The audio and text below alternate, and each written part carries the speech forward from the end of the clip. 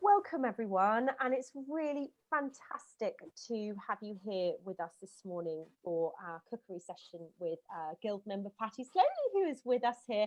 Patti is actually joined by another Guild member this morning. Catherine Tate is with her. So Catherine, hopefully you will make an appearance at some point too. So this morning, Patti is going to, hi Catherine. Hi. And we're actually in your kitchen, Catherine. Yes. Brilliant. Gorgeous kitchen. Really gorgeous. So very welcome to the space. Thank you so much. Thank you. Really lovely to see you both. What she doesn't know is I'm moving into her house. She's not aware. Brilliant. So Patti's going to give us a cookery demonstration and tell us more about herself and everything she's going to be making shortly. So before I hand over, just a couple of housekeeping points. First of all, what we're going to do is run through the demonstration with Patti and Catherine, and I might ask Patti some questions as we go along.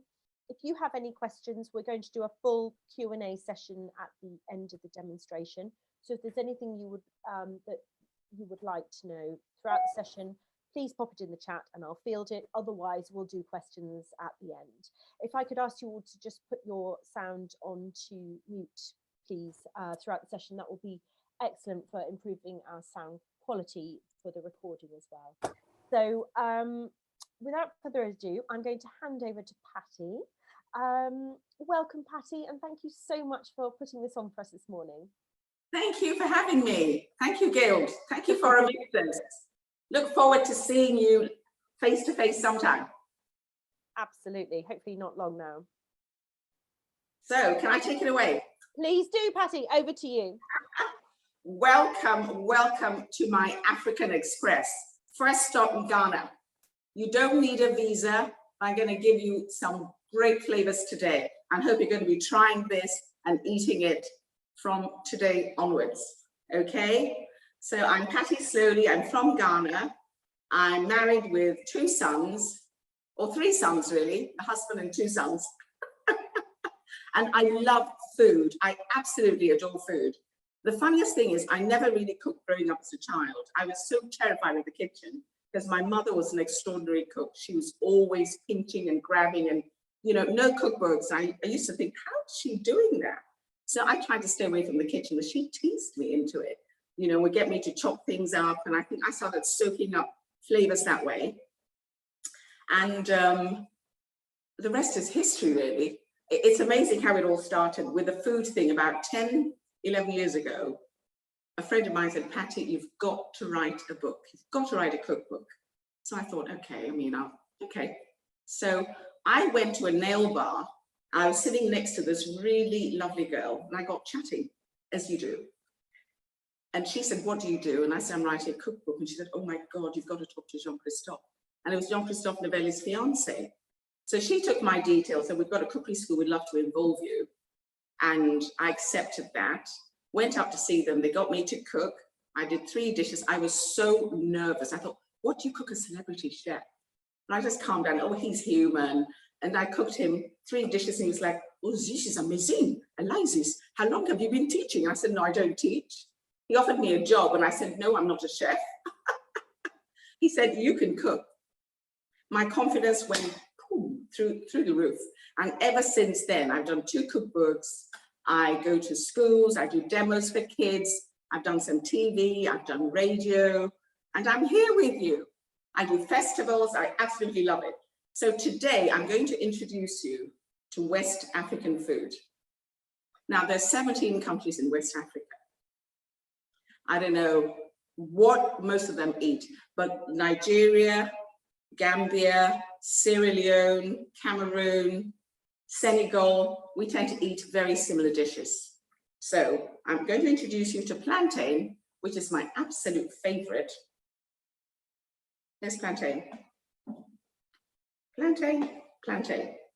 Plantain starts off green and it's packed with starch. So you treat it like a potato and you can't peel it like a banana. You know, I remember this guy saying to me once, that looks like a wooden banana. It's not a wooden banana. But I'll grab my knife and show you. You really cannot peel it. You've got to cut the ends off. It's very hard. That's it. And then to boil it, I'd cut it in half and then just run the knife down the ridges. Then add it to water and boil for about 20 minutes.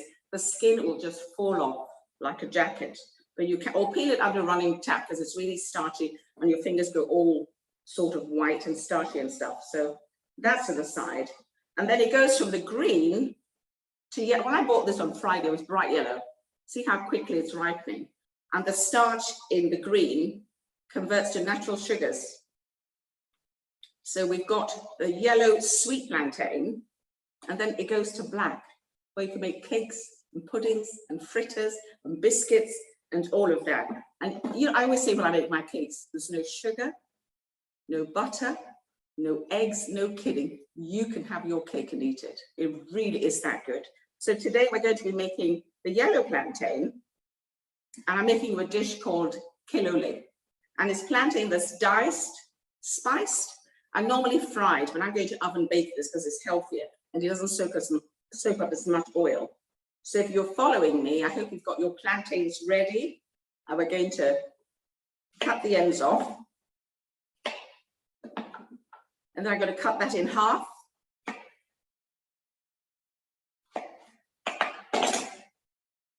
There, and another half. I've got 2 plantains here, and this is enough for like 3 people to enjoy. And the skin comes up quite easily when they're ripe. Very, very easy. Okay. So there we are. That's coming off, another one.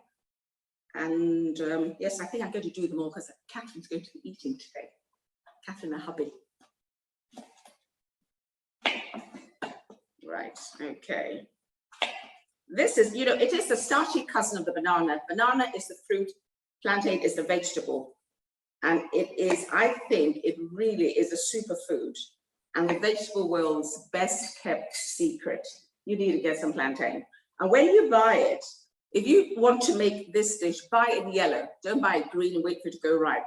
Because for some reason in this country, I think it's the weather, it takes a very long time for it to go from the green stage to yellow. So I get it yellow, and you can get plantain in Afro-Caribbean markets and some supermarkets. If there's a high ethnic population, you will find plantain.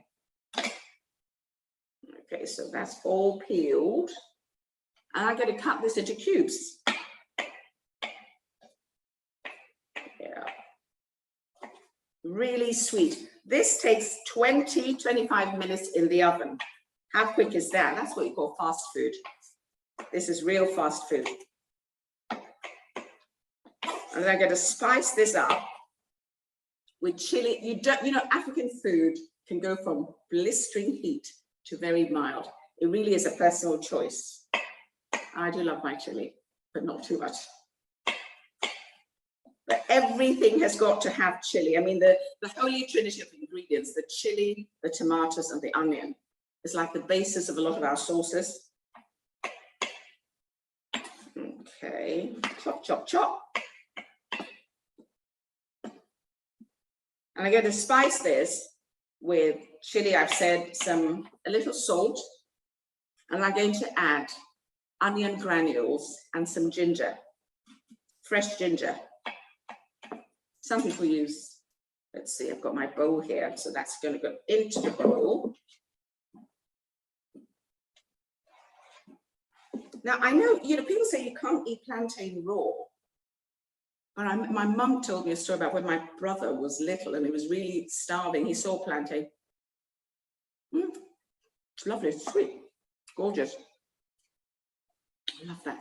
Okay, so I'm going to put a little bit of oil on that, just a drizzle. And then I've got a tray here, one moment.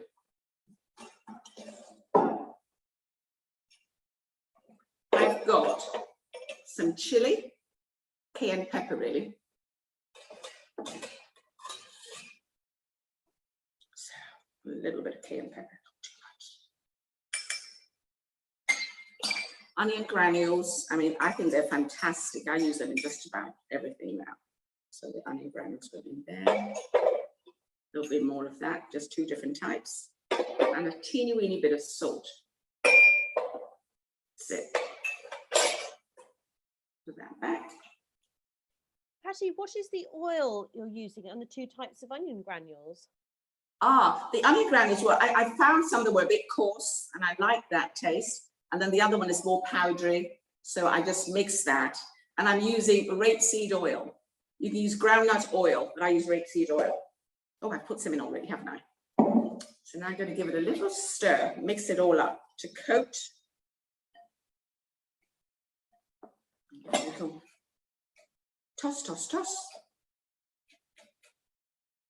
That's lovely. And I've got my oven tray here. I've got some greaseproof paper. And I always scrunch it up. Why? Because it helps. Normally, you know what greaseproof paper is like, always dancing around because you can't keep it still. This is going to teach it who's boss. So there we go. Nice and flat. In goes my plantain, my cubed plantain. And it's going to go in a fan oven on 180 for 20-25 minutes. It's going to come out golden and dark and absolutely delicious. You know, for bonfire night, this is what I make now.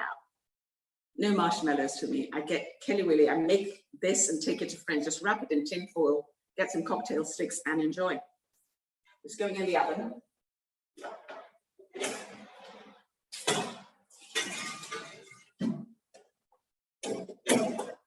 Right, so I'll have to remember to keep an eye on that. I'll put a few things away to the side as I finish.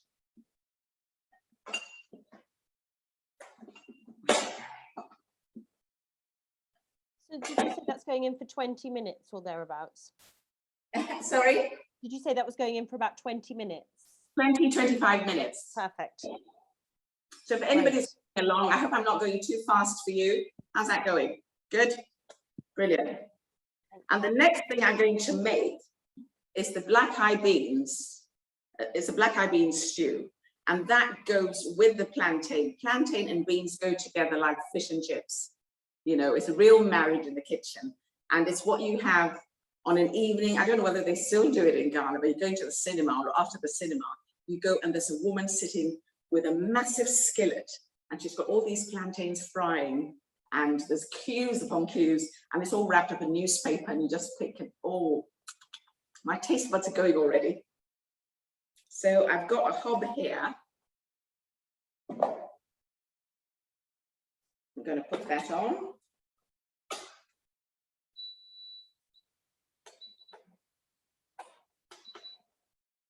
Lovely. Get that hot first, and then I add my oil. I've chopped up all my ingredients, so I'm going to go a little slowly so people can, you know, chop along or whatever, and then I'll talk in between.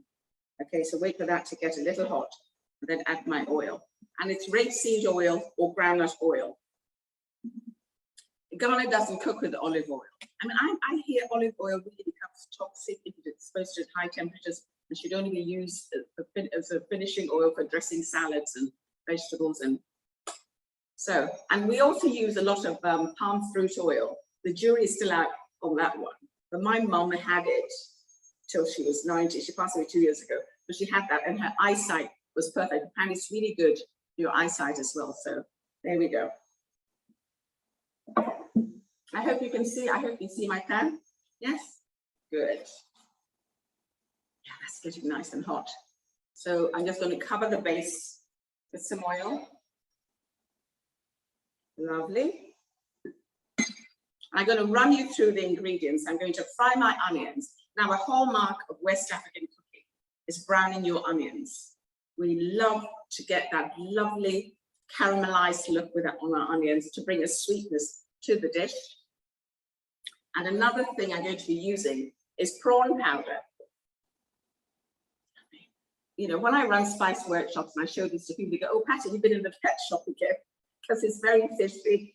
And it's prawns that are smoked and air dried. They are just beautiful, gorgeous. Right, so the onion's going to go in there. I've got red and white onions. Why? Just because I love color. So you can use whatever. In that goes. Ooh, sizzle, sizzle, sizzle. What is it? They say the kitchen is all about food. It's all about the senses, isn't it? And I love that sound of onions frying. That was my favorite job in the kitchen growing up as a girl.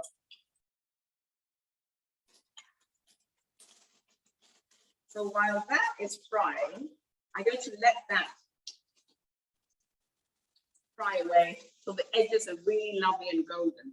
Then I'm going to add my chili. This is the bad boy. This is the baby. Scotch bonnet, that's what you need in your food. You know, that will wake up your taste buds. It's the only chili that's got both flavor and heat. But you need to show, again, I always say, you've got to teach the Scotch bonnet food course. I've got the knife or the fork in my hand. And I sort of prick it or run slits around it. Yeah, just slice it a bit. And drop it in and allow it to infuse its flavor. Yes, it's browning nicely. I'm going to put the Scotch bonnet in there. So that is going in there. I have a story about a Scotch bonnet. I must tell you this one. Years ago, I made this stew. It must have peanut butter soup for my husband. And he was eating away. And I'd forgotten to take the Scotch bonnet out of the stew. Because once I've got enough heat in there, if I'm feeding anyone who doesn't like a lot or isn't into chili, I take it out. I leave the flavor and take the chili out. But I'd forgotten. And it disappeared into the stew. I didn't even know. And my husband is an Englishman from Devon. And I noticed his face was just getting redder. And I'm like, oh my, and I thought, oh my God, the Scotch bonnet. I'm thinking, please don't die on me now. I don't know where the insurance papers are, okay? You cannot die. You just cannot. This is brown already. The edges have gone brown. I'm going to add a little bit of tomato puree. We always add tomato puree because it intensifies the tomatoey flavor.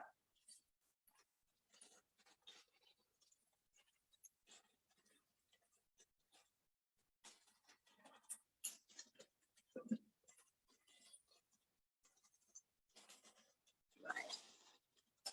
I'm going to add my corn powder. I need to turn this down. So that's the prawn powder. I'm not even going to measure. That's another hallmark of West African cooking. We do not measure. There are no measuring spoons here. This is savory food after all. Just go with your gut instinct. So that's about fine. So you buy that in powder form, Patti, do you? Sorry? Did you buy that in powder form? So it's already ground. Sorry, so that's already ground. It's already ground. Yes, it's already ground. You can buy the prawns dried in Thai food shops or Afro-Caribbean or Indian shops. And then if you've got a grinder, you grind them, then freeze it afterwards. It just stays in the freezer beautifully. Thank you. Okay. I'm going to put a little bit of ginger in there. Grate some ginger. And I've just washed that ginger. I'm grating with the skin on.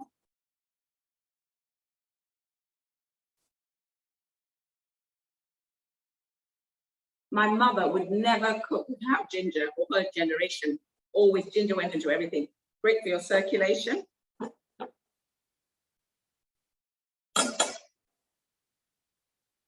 There we are. The ginger's in there. And then some garlic. Some garlic in my spice box here. One moment, just 1 minute. So Sally Jane, Patti pierced the Scotch bonnet with a knife before it went in. Yes, Ramona, prawn powder. I've not used it before. I've bought whole dried prawns, but I haven't used it in powder form. No, I know, it's quite exciting. I'd love to know what else we can do with it, Patti. Yeah. Ramona's just asking about prawn powder, other uses for it. Patti, Ramona, I missed that. can you hear me? Ramona was just asking about other ideas for cooking with prawn powder. Do you use it quite widely? I add it to all my stews, especially if I'm doing something with fish. Even, you know, we make corned beef stew in Ghana. I'll have to talk about that. People think corned beef stew, corned beef hash. No, I make this sauce that I'm making right here for the beans, and I add a tin of corned beef just chopped up in there, and you can add the prawn powder, just a teaspoon. It gives it that umami. I mean, you eat, you think, I love this. You're not quite sure what it is, and it's the prawn powder. Trust me. And then that goes in with the onions at that stage when you're putting it Goes in with the onion. You know, Mm. with these sauces, honestly, there is no order. If I put the prawn powder in first, or the ginger first, or whatever, it's all going to cook. It's going to be fine. It really will be. So I've got my tomatoes in there. Now, I won't be adding any salt to this dish. Why? Because I'm going to be adding salted cod that's been chopped up. And that's quite salty because it's been preserved with salt. So I rinse off the salt crystals, but it still has a salty flavor. It adds the salt to it. So this will have no salt. Okay, now the tomatoes have gone in, I'm going to cover this and let it cook a little.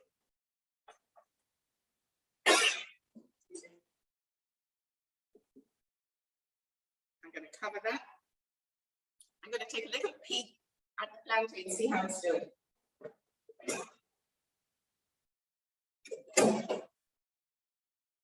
Brilliant. Okay, so that's in there. I've got the beans in here. Now I tend to buy dried beans. You can use tinned beans, that's fine.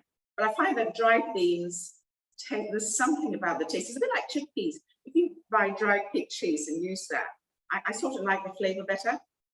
Sometimes I use tinned. As a runaway rogue chili, get back in there. Okay. Now while that is cooking, oh, another thing, you know, when the British left West Africa, they left Worcester sauce and tin custard and corned beef and all sorts. Quaker oats. My mum, no matter what you give her, if it's not Quaker oats, she's not having it. It's got to have the Quaker on the tip. You know, that's what she wants. So a little shake of Worcester sauce goes in there. And I didn't realize Worcester sauce has got tamarind and anchovies, and no wonder it's so good. So good. Give it a stir. I wish you could smell this.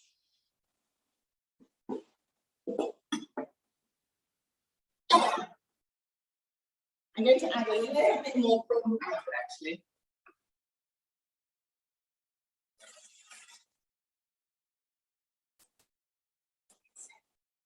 Lovely. Don't have to measure. I always call it a tablespoon or 2 tablespoons or something like that. But that's cooking away. And while that's cooking, I'm going to show you some typical West African kitchen utensils. This is a pestle and mortar. That's the pestle, that's the mortar. Okay, and in the mortar, it's got all these ridges, and it's really good for crushing and grinding. You know, it really is brilliant, because if there aren't any ridges and it's smooth, there's really no point. So that is our pestle and mortar, called a yeba, Y-E-B-A. And here is a Ghanaian wooden stick. And what I love about it is flat-sided on both sides, so there are no grooves. The food doesn't get caught in anything, you know. So that's our wooden spoon. And you're going to love this. You're really going to love this. Got to be careful I don't drop it on here. This is a traditional, it's so heavy, grinding stone. How I got this in my suitcase? I wrapped it with about 10 dresses, you know. That's a grinding stone. My mum has about 2 or 3 in the house, a really huge one. And even though she had, you know, a blender, they still believed in the grinding stone. I know in Malaysia and Indonesia, they've got similar. So there, and that's the stone. It's really smooth now. So for chilies and anything you want to get really smooth, or if you want to control the texture, of anything, you wanted a certain texture, you know exactly what you want, you can use this for it. Very careful with that. To come around and place it properly.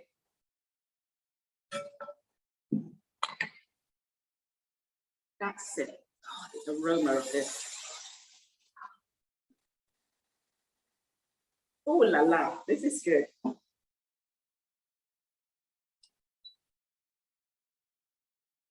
Okay, now I'm going to add the beans.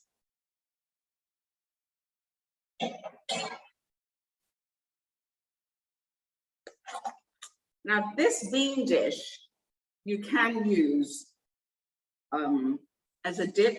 If you have a lot of beans in this, really thick, and you can use it as a dip, and you can serve it with things like, let me show you, the plantain crisps. Now, I forgot to tell you about this. The green plantain, if you grate that with a mandolin and fry that, that is so quick. And the taste of plantain that's been fried at home, you know, the crisps, is so much nicer than shop bought. It really is lovely. Crunch, crunch. Very nice.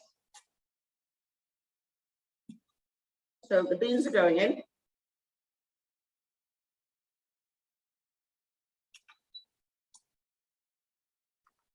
In go the beans.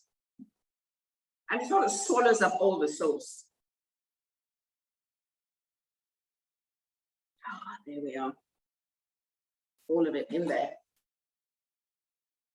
Give it a good mix so everything gets incorporated.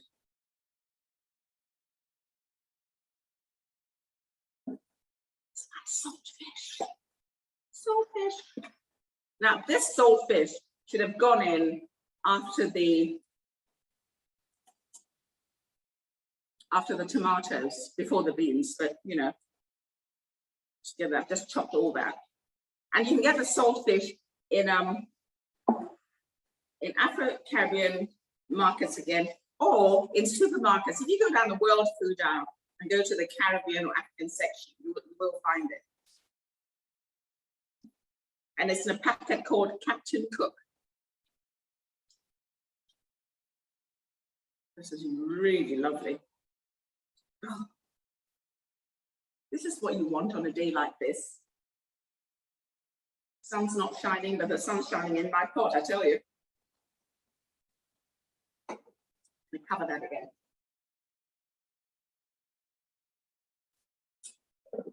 again. Beautiful. Now, you know the tomato sauce we made? I fried the onions, added my chili, added the prawn powder. Now, I'm going to tell you, with a dish called jollof rice. I don't know if my Nigerian friends are listening. Jollof rice from Ghana. We fight over this in the whole of West Africa. We've got this war going on. The only time we didn't fight is when Jamie tried it, Jamie Oliver tried it. We just held hands and ran towards his website because he put parsley in it and lime juice. We're like, don't do that to jollof rice. So that was so funny. But I've got a story about jollof rice I've got to tell you. When I was going out with my husband, when he was my boyfriend, I thought, don't impress him with a dish. What can you impress a man with other than some really good food? And I thought, I'm going to make him, I know what, jollof rice. So I started my jollof rice, my lamb jollof rice, and the phone rang and I took a phone call and had a chat. And guess what? I burnt it. I burnt it. You know, when you burn food, especially rice, there's no escaping. The smoke just comes through the middle of it. And he arrived, and I thought, oh my God, what am I going to do? I couldn't cook it. I didn't have anything else. So I served him the jollof rice, scooped up all the bits around the edges, served it to him, and he asked for seconds. I told him it was smoked rice. Somebody said, Patti, you've got to cook a smoked rice dish and just own it. I called it smoked rice. He said, I've had fried rice and steamed rice, and I've never had smoked rice. So that's my jollof rice story. And I've got another one. I spent a year in America as an exchange student. That was so exciting. I went on a program called AFS, where you stay with an American family for a year and go to high school for a year. And I didn't know how to cook then. I really did not cook as a girl. I was so scared of the kitchen, you know, like I said before. I'm going to turn this down. I was so frightened of the kitchen. So I spent all my time talking about food to my American mum, and we'd be up to midnight, me telling her about this dish called jollof rice. And I described it perfectly. Do you know what? I came home from the school on my birthday, and guess what? She made me jollof rice. But obviously, because I wasn't very good at cooking then, it was a bit watery. It's more like risotto than jollof rice, you know. But wow, I was just so happy. It was brilliant, brilliant. And she went all the way. We lived in Iowa City, Iowa. She went all the way to Chicago to get some plantain and came and fried me plantain for my birthday. What a woman. What a woman. Fantastic. But at least now I make lamb jollof rice. And I think, and if my Nigerian friends listening, we love to tease them. We're like siblings, there's a bit of sibling rivalry going on all the time, you know. We love to sort of hate one another and love, and we hug, and yeah, it's wonderful. It's so good. Now I think that plantain, I can smell it in the oven.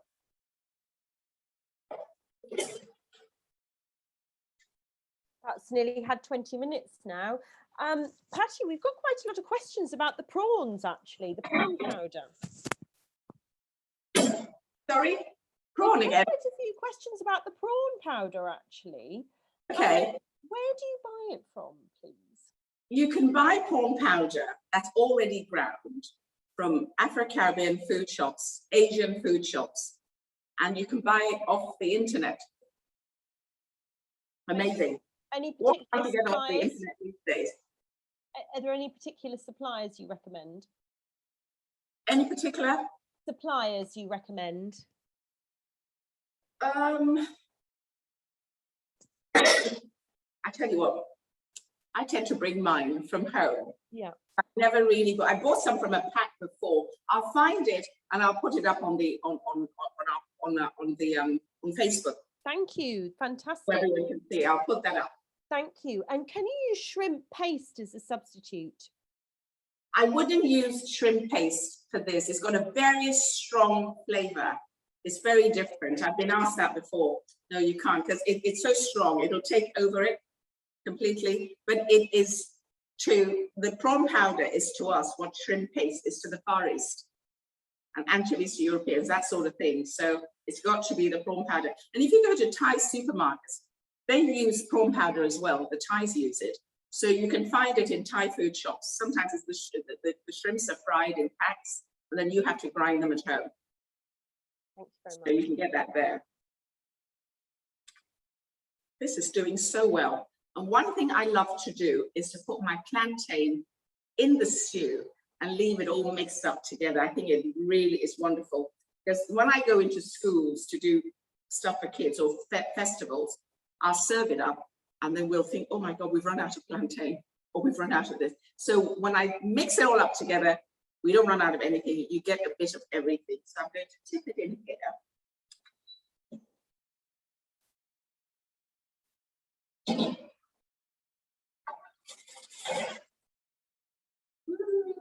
There's the killer willy, look at it. Gorgeous and golden, and in it goes. Beautiful.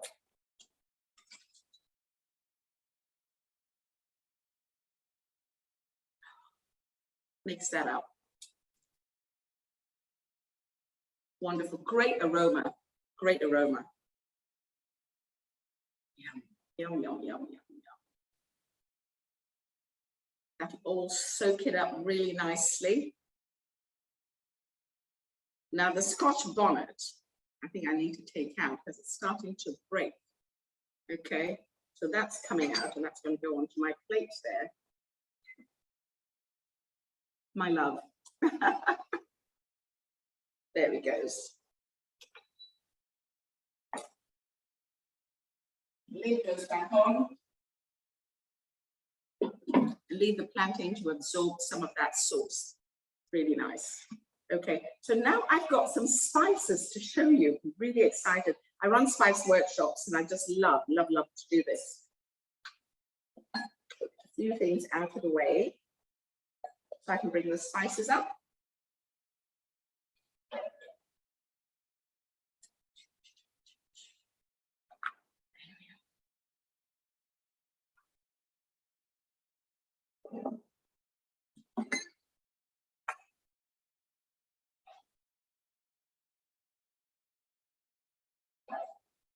back, I'm back, I'm back, I'm back. Right, spices. I'm going to start with chilies. Could be a necklace, couldn't it? A necklace along with my earrings. These were brought to me from Portugal. A friend of mine brought them from Portugal. So the Portuguese were in Ghana for 300 years. 300 years. I mean, Africa has got so many influences. In the north, we've got the Arab countries in the Mediterranean, ingredients coming into North Africa. So they find their way through the continent. You go to East Africa, we've got the Indian Ocean. So the Indian traders came across into East Africa and brought their spices and their foods. So you got that in East Africa. Then you go down to South Africa. The Cape Malay Indonesian slaves were there, the Dutch, the indigenous food. So there's all those flavors going on. Then you climb up into West Africa, Sub-Saharan Africa, where I'm from. Portuguese, 300 years. And the salt fish, the salted cod I use, that actually came from Portuguese. Because they brought pig trotters and their salt cod in barrels to Ghana and left that with us. So that's the influence that we get from them. And then you've got French-speaking Africa, the Senegal, Gabon, and Zaire, and all that. And so all those flavors, I think it is the ultimate infusion. And nobody wrote it, there are not that many cookbooks. So that is why I wrote my cookbooks. A plate in the sun, and a date with plantain. I had to because I wanted to leave something for my kids to follow or my friends and that sort of thing. So we can sort of absorb and learn from it, because you get people together with food, it just doesn't get better. It doesn't. I go into a supermarket like Waitrose, sometimes I'm waiting at the deli with someone and I'm looking across at the meat, and I'll say to someone, or I'll say to the lady next to me, excuse me, have you ever had oxtail? And she'll go, no, where's that? So that's oxtail. And she'll say, what do you do with it? I said, well, chop it up, get some wine. Yeah. And she goes, do you work Waitrose? I go, no. She goes, they ought to pay you for it. Giving out recipes at counters, I just love it. I've got to grab my spoon and come back.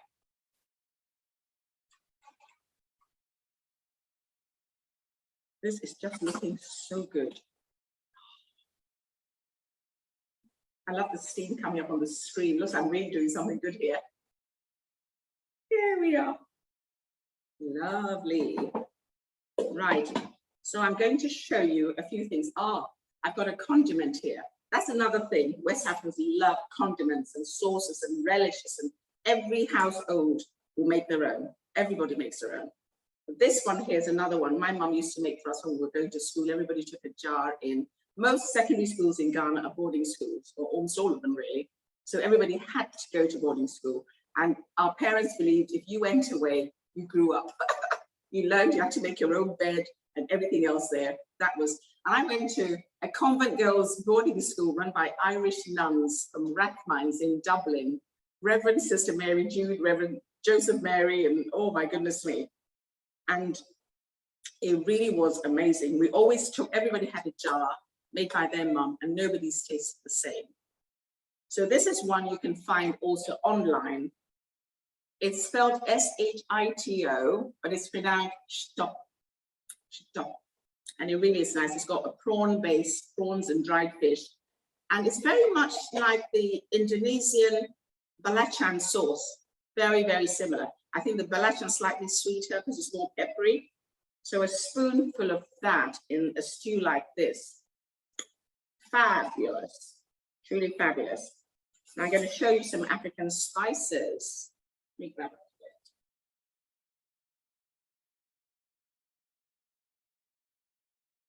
Okay. I've got here, on the plate here, I've got black peppercorns and pink peppercorns. Now the pink peppercorns grow on a bush in West Africa. And the black peppercorns are called cubebs, the peppercorn with a tail. And the only reason why you don't see this in this part of the world is because in the 16th century, the King of Portugal had monopoly over the Indian peppercorns, and he stopped everybody else from bringing peppercorns in, and he flooded the world with his peppercorns, the Tilto peppercorns. So that's why you don't see this here. But you can find these in some supermarkets now, or there's a company called Seasoned Pioneers, and they have it. I run Spice Workshop and they send me loads of spices. So I'm gonna try that.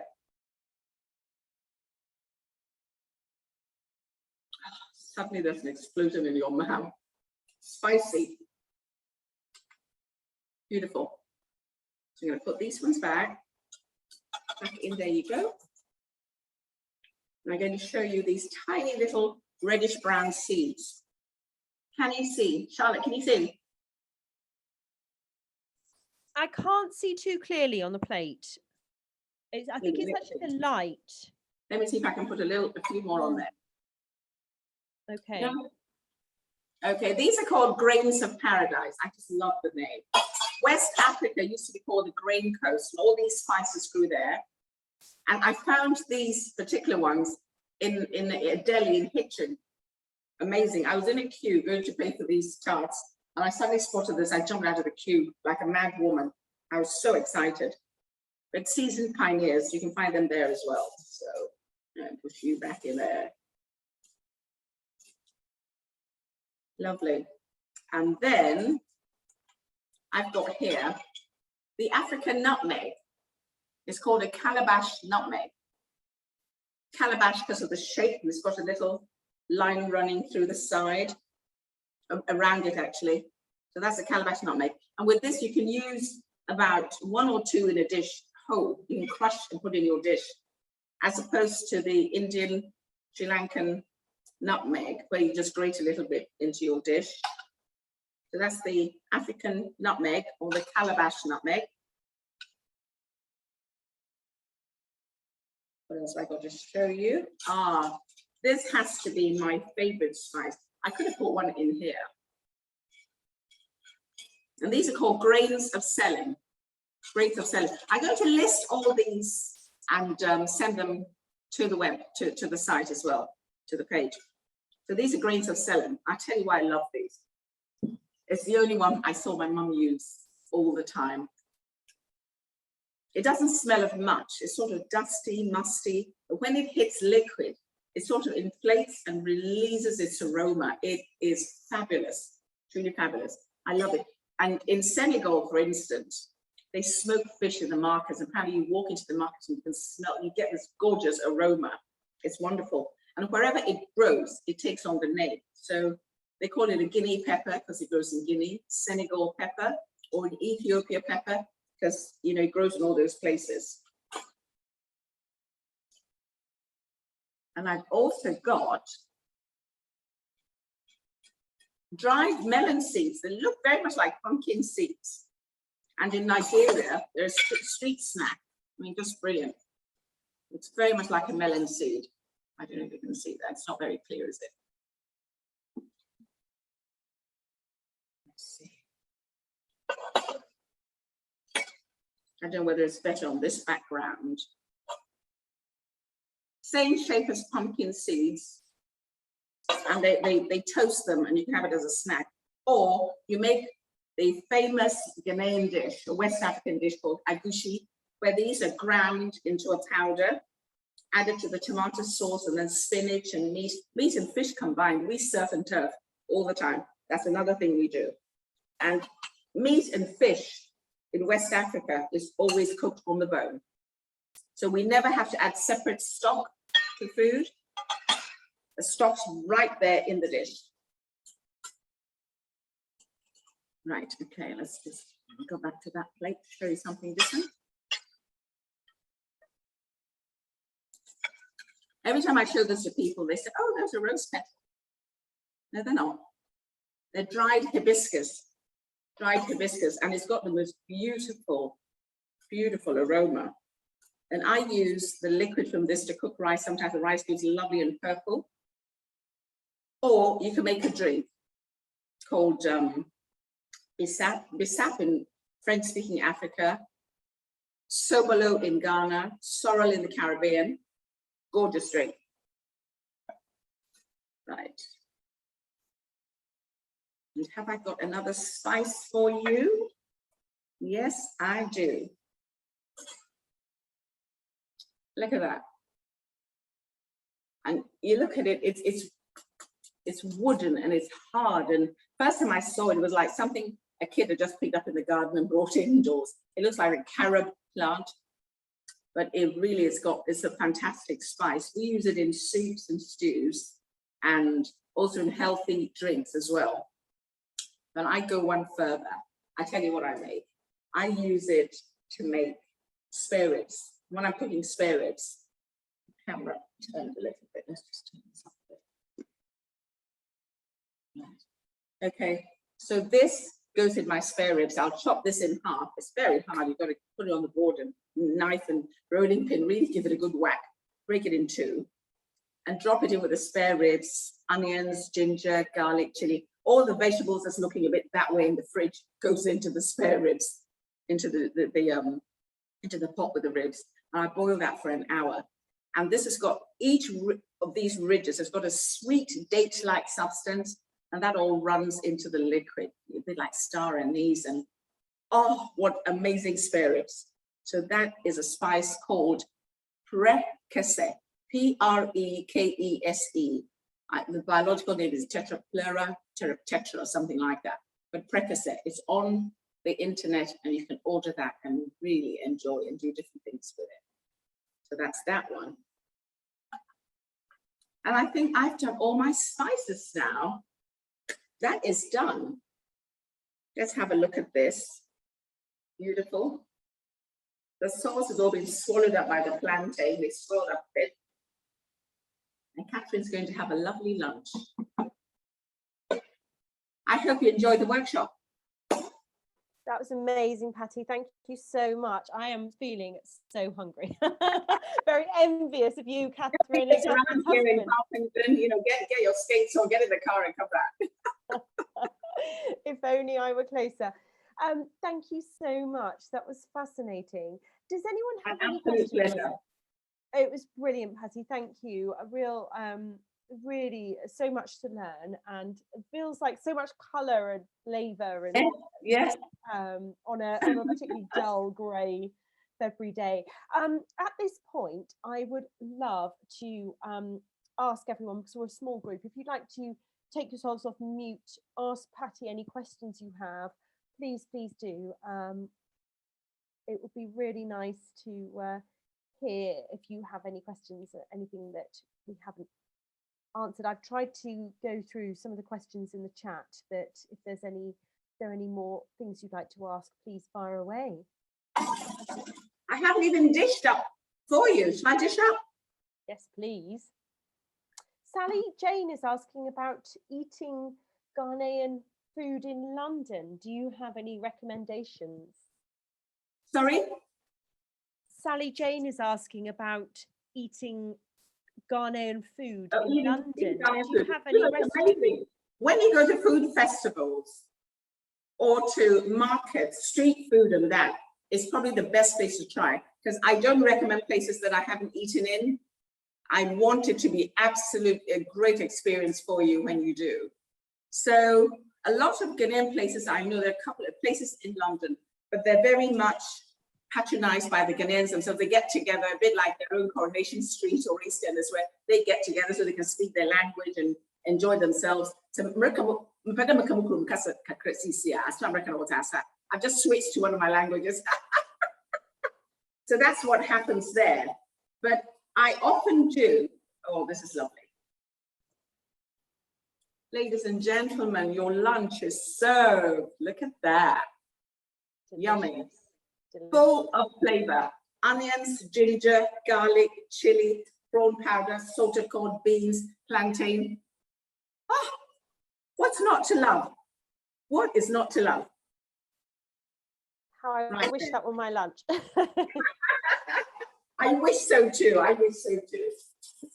So Louise, Basil, your daughter-in-law. Sorry?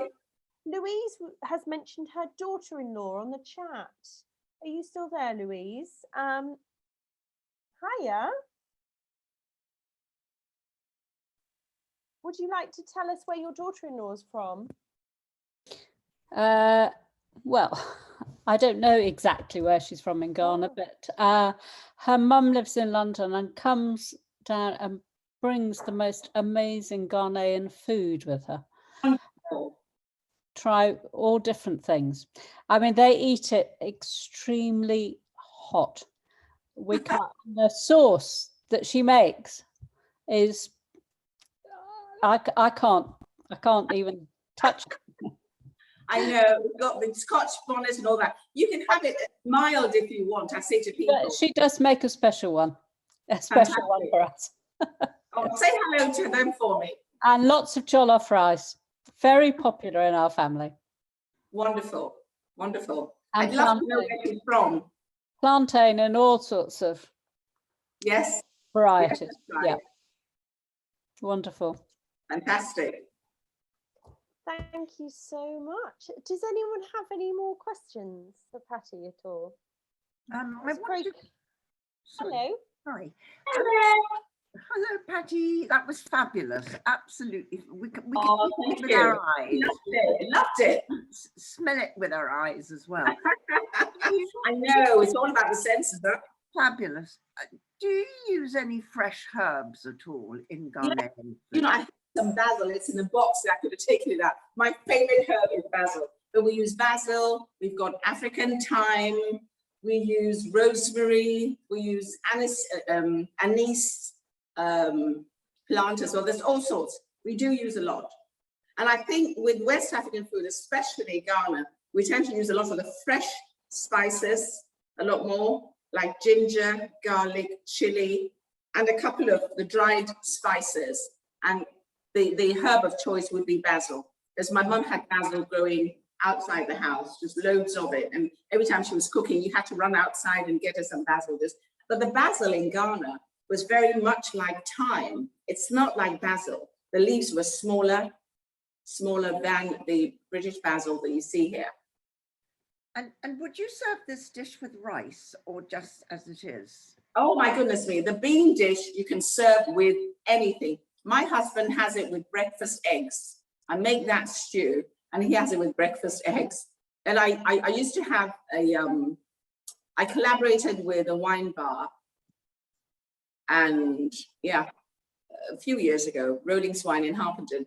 And I served this as the first course and they called it posh baked beans. They so loved it. And then I met an Asian couple who said they tried it. They said, Patti, we found the recipe on the internet and we have it with jacket potato. So there you go. Rice, yam, plantain, potato, sweet potato, anything you want, you can have it with. And just one more thing, with the salt cod, do you soak it at all or you just rinse it? I rinse it. It depends what sort of salt cod it is. If you buy the fillets, for instance, that have just been salted, you can rinse it up quite easily and then chop it and put it in the sauce at the beginning after you fry your onions. So they cook a little longer. But if you buy the ones that have got the bone in and that, I would soak that, because they're quite different, I find them. They're thicker, and I think it's better to soak those a little bit of boiling water. Are the fillets the ones you buy in the supermarket that you can buy in the supermarket? You can buy both. You can buy the fillets and you can buy the salt cod with the bone in. Okay, that's great. And I found that on the world food aisle in some supermarkets. Yes, yes. I mean, they have it in, I don't know if you're in Tesco's. I get mine regularly in Tesco's. Right, okay. Yes, I've seen it in Asda as well. And the plantain crisps you can find on the world food aisle as well. I told everybody where I live, and when I go and I can't find any. You promoted them. You promoted the brand. Well, I can't wait for another workshop from you, actually. Oh, lovely. I hope next time it'll be face to face. Yeah. I'd love that. So that you can taste.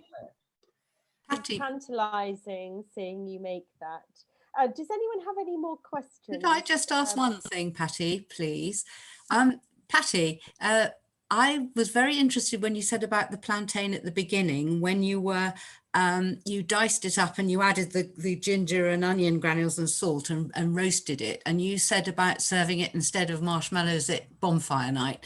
I'm very interested in that idea simply because my little granddaughter loves trying things from around the world. And I thought that would be something really simple that we could do, and she could eat it on cocktail sticks or whatever. So was that what you do? brilliant. Was that exactly it? That it was just the diced up yellow plantain with ginger, onion granules, salt and rapeseed oil?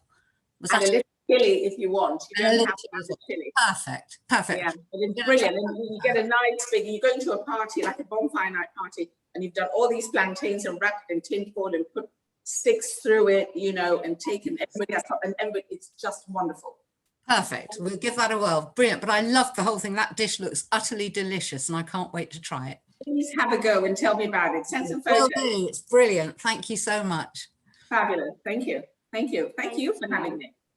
Well, it's been a delight. And, you know, one thing that the Guild has particularly appreciated is everyone who has generously given their time to share their knowledge and expertise with members. And that's something that we've done, the Guild has always done, but it's been particularly valuable during COVID and using Zoom. And so we really appreciate you putting this on for us, Patti. It will go onto our YouTube channel for other members to enjoy. And so thank you very much for your time this morning. A really inspiring demo. Thank you. I so look forward to today, and I've loved doing it. Thank you. See you all again in person next time. That'll be wonderful. And we can put the extra bits of information on the forum. Christine's Brilliant. just mentioned Norfolk herbs sell African basil. So that's a good tip. And Sally Jane has just posted, Patti, you're a natural. You absolutely are, and you've really brought such a smile to my face this morning on such a sort of grey day. And thank you for that. Thank you. We'll end the session shortly if no one has any more questions. But thank you again, Patti, and thank you to everyone for joining. Thank you, thank you guys. Thank you for joining in. Thank you. Bye bye. Bye, Charlotte. Enjoy your lunch. Ooh.